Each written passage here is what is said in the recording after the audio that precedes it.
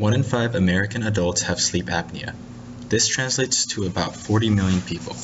About 1/3 of that number has moderate or severe sleep apnea. This is a serious sleep disorder that occurs when a person's breathing is interrupted during sleep. This means the brain and the rest of the body may not get enough oxygen. Treatment often includes the use of a breathing assistance device at night, such as a continuous positive airway pressure or CPAP machine.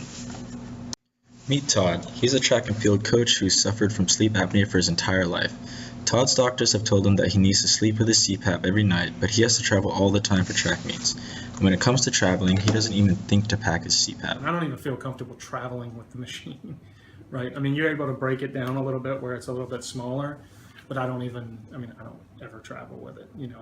And I think if there was one that I ended up getting that was a little bit more easy to travel with, I would. It's difficult to travel with. Some airlines don't permit bringing it on board, and for long flights where he wants to sleep, Todd wouldn't fathom wearing the conspicuous, embarrassing device. This leaves Todd with two major dilemmas. First, when Todd falls asleep on the plane without his CPAP on, he snores aggressively, disrupting the peace of other passengers. Second, when Todd arrives at his new destination and tries to sleep without his CPAP, he's in jeopardy of a dangerous situation.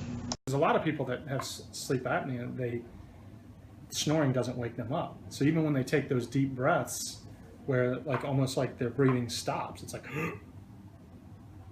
right? That doesn't wake them up. Now, people around them that does, you know, because they see them or whatever. So if you're traveling, and so not let's say traveling where you're involving the public, but where you're yourself in a hotel room, you know, something like that could save somebody's life actually, because there's people that die from sleep apnea, right?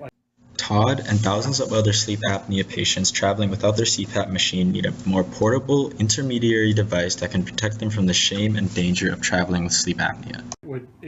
If you snore loudly while you're in a hotel room alone, it would trigger it to set off like some type of alarm, you know, that would wake most people up.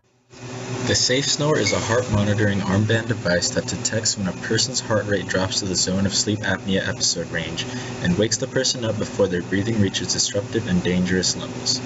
With Safe Snore, Todd can rest easy knowing that fellow travelers won't be bothered by his snoring, and both he and his runners will be refreshed for race day so they can take home the gold.